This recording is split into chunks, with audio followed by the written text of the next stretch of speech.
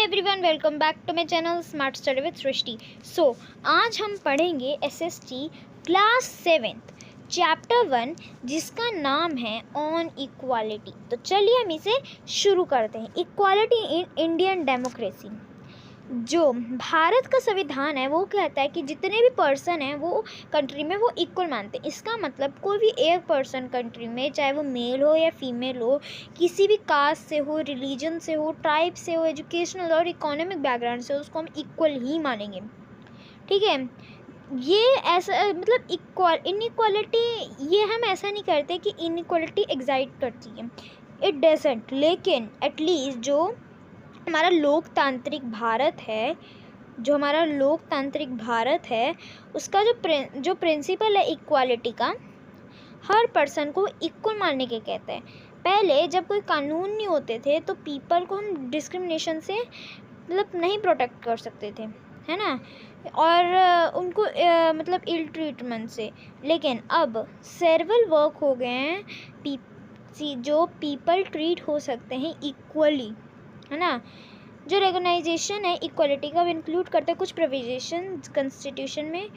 देखिए कैसे। फर्स्ट है, हर पर्सन इक्वल होगा पहले कानून से। इसका मतलब कि हर पर्सन, प्रेसिडेंट हो कंट्री या कांटा, वो डोमेस्टिक वर्कर है कांटा, ठीक है, तो उसको सेम ही कानून होंगे।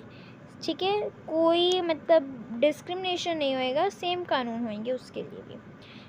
ठीक है, तो सेकंड, कोई भी पर्सन डिस्क्रिमिनेट नहीं होएगा उसके religion, race, caste, place of birth, whether, चाहे वो फीमेल है या मेल है। थर्ड, हर पर्सन को पब्लिक चीज़ें अलाउड हैं, playgrounds, hotel, shops and markets, और हर पर्सन पब्लिक के अवेलेबल वेल्स यूज़ कर सकता है, roads, bathing arts. Fourth, untouchabilities is abolish. मतलब कोई जैसे होता है ना कि उसने मुझे टच कर दिया तो ये हो गया, बट नहीं, ये मतलब डिस्क्रिमिनेशन मना है। हाँ, तो दो वेज है जिसमें गवर्नमेंट ट्राई कर सकती है इम्प्लीमेंट इक्वालिटी को ग्रांटेड करने के लिए। तो हमारा फर्स्ट और सेकंड है, गवर्नमेंट थ्रू प्रोग्राम्स वो सीम कर सकती है डिसएडवांटेज कम्युनिटीज़ में। बहुत सारे कानून इंडिया में जो प्रोटेक्ट करते हैं हर पर्सन को, ताकि वे इक्वलिटी ट्रीट हो सके। एडिशन टू लॉ मतलब और जैसे कानून हैं जैसे कि जो गवर्नमेंट कर रही है सर्वल सीम्स, और ताकि वो इम्प्रूव कर सके लाइफ कम्युनिटीज़, और जो भी इंडिविजुअल पर्सन है जिनको हम इनइक्वालिटी से करते हैं कुछ लोग सर्वल सेंचुरीज़ के लिए, उसके लिए ये जो सीम्स है वो इंश्योर हो रहे ग्रेटर अपॉर्चुनिटी के लिए पीपल जिनके पास में इतनी अपॉर्चुनिटी नहीं थी। One of the steps taken by government include the mid day meal से एक स्टेप हुआ था टेकन। इसका ये रेफ़र हुआ था प्रोग्राम, ताकि इंट्रोड्यूस कर सके हर गवर्नमेंट एलिमेंट्री स्कूल्स, ताकि बच्चों को प्रोवाइड कर सके मतलब पका हुआ खाना। तमिलनाडु ऐसा फर्स्ट स्टेट है इंडिया में जिसका ऐसा हुआ था 2001 में। ठीक है, जो सुप्रीम कोर्ट है उसको कहा था कि और जितने भी स्टेट गवर्नमेंट्स हैं वो बिगेन करेंगे प्रोग्राम इन देयर स्कूल्स, ये वाला प्रोग्राम विद इन 6 मंथ्स में। ये प्रोग्राम, इसके पास बहुत सारे पॉजिटिव इफ़ेक्ट्स है। इसके मतलब फैक्ट हैं, जो इतने भी पुअर पीपल थे, गरीब लोग थे, वो अब रेगुलरली एट स्कूल अटेंड करिए। टीचर ने रिपोर्ट करते हैं कि जो पहले मतलब हमेशा जो खाना है वो घर से लेके आते, मतलब जो हमेशा जो चिल्ड्रन हैं वो घर जाते थे और लंच खा के आते थे, फिर स्कूल आते थे। लेकिन अब मिड डे मील हो गया है तो प्रोवाइड करते हैं स्कूल में, तो अटेंडेंस इम्प्रूव भी हो गई। उनके मदर्स को इतनी जल्दी उठना नहीं पड़ता है खाने वगैरह बनाने के लिए, ठीक है, और अब उतना मतलब उनको फीड नहीं करना पड़ता है। ये जो प्रोग्राम है ये हेल्प करता है रिड्यूस्ड कास्ट प्रोड्यूस, बिकॉज जो चिल्ड्रन है हर कास्ट के स्कूल्स में वो खाना एक साथ खाते हैं। ठीक है, फ्यू प्लेसेस में जो डालिड वूमेन है वो एम्प्लॉय करते हैं वो खाना बनाने के लिए, डालिड वूमेंस। ठीक है, जो मिड डे मील प्रोग्राम है वो ऑल्सो हेल्प करता है जो बच्चे हैं जिनका भूखा पेट है, वो क्लास में कंसंट्रेट नहीं कर पाते, क्योंकि उनका जो पेट होता है वो खाली होता है, उन्हें कुछ खाया नहीं होता। तो इसकी वजह से वो कंसंट्रेशन कर पाते हैं, पढ़ाई पे फोकस कर लेते हैं। ठीक है, उनकी पढ़ाई और अच्छी हो जाती है। वाइल जो गवर्नमेंट है प्रोग्राम्स वो एक इम्पॉर्टेंट रोल इंक्रीजिंग कर रही है equality opportunity, there is much that still needs to be done. While the mid day meal programme help करता है एनरोलमेंट इंक्रीज करने के लिए, बिग डिफरेंस कंट्री में between schools and the rich attend those that poor attend. Clear? तो even अभी भी आज भी बहुत सारे सर्वर स्कूल्स हैं कंट्री में जहाँ पर क्या होता है, जहाँ पर दलित चिल्ड्रन होते हैं वो डिस्क्रिमिनेट होते हैं, अनइक्वलिटी उनके साथ होती है। ठीक है, ये चिल्ड्रन फोर्स्ड होते हैं अनइक्वल सिचुएशन में जहाँ पर देरी डिग्निटी रिस्पेक्ट नहीं करते हैं वो लोग। इसका क्योंकि जो पीपल है, लोग है, वो रिफ्यूज़ करते हैं इक्वल रखने के लिए, ठीक है, कानून की वजह से। One of the main reason this is that attitudes change very slowly. Even जो पर्सन है जिनको अवेयर होता है डिस्क्रिमिनेशन लॉ के बारे में, वो कंटिन्यू करते हैं पीपल को अनइक्वली पे करने के लिए। इसी बेसिस पे कास्ट पे, religion, disability, economic status and because क्योंकि वो वुमेन है। ये इसलिए होता है जब पीपल जो लोग हैं वो बिलीव करने लगते हैं कि वह कोई इन्फीरियर नहीं है और हर पर्सन डिज़र्व करता है to be treated with dignity. ठीक है, जो पर्सन एटीट्यूड्स करता है चेंज में, establish equality in democratic society as well, मतलब डेमोक्रेटिक सोसाइटी पे कंटिन्यू स्ट्रगल है। और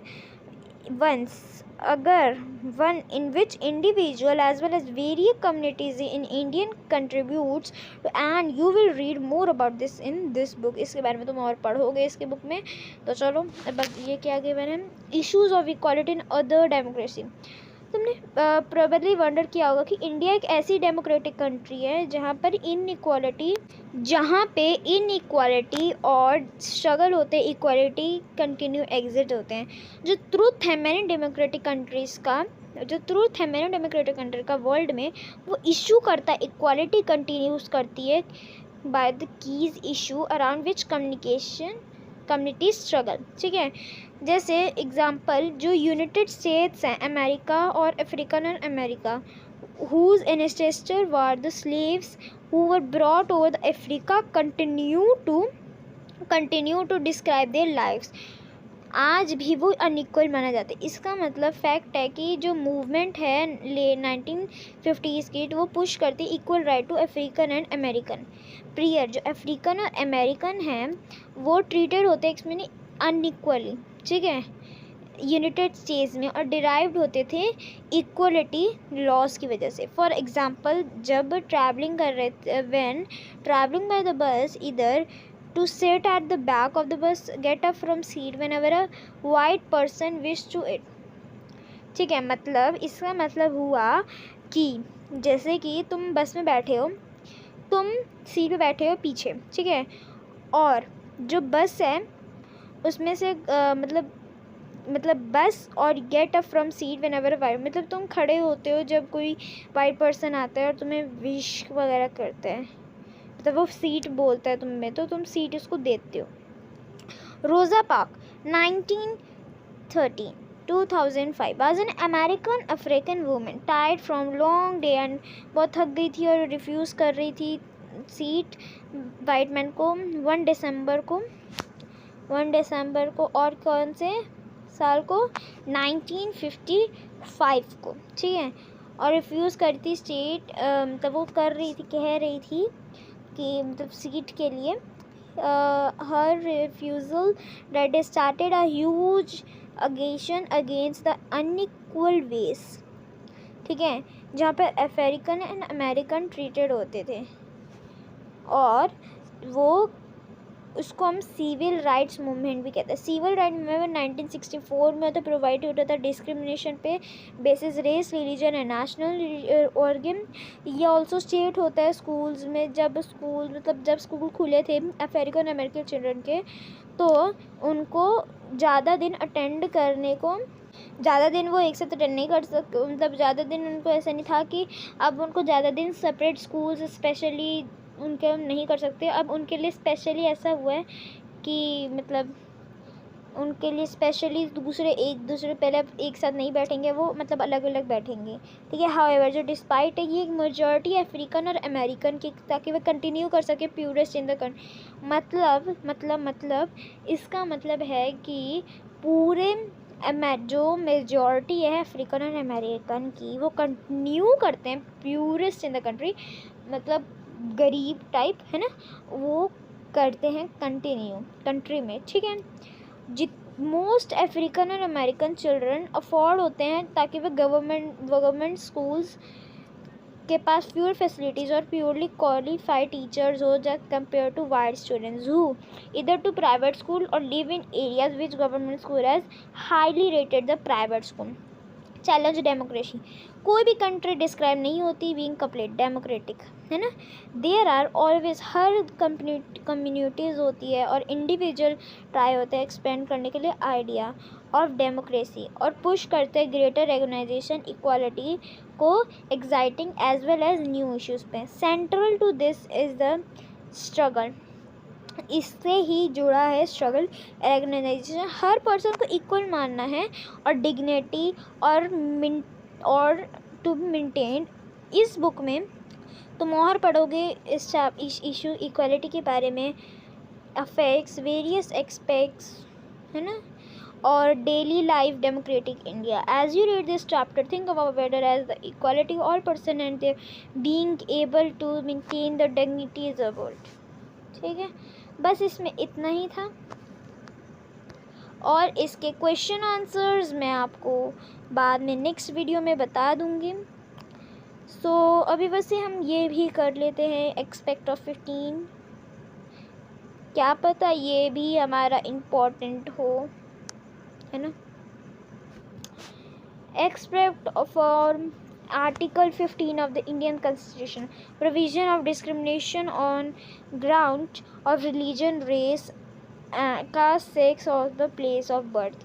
जो स्टेट है वो कोई डिस्क्रिमिनेशन नहीं होगा किसी भी सिटीजन ऑन ग्राउंड रेस, किसी भी चीज़ से, रिलीजन, कास्ट, कोई भी चीज़ है उससे भी।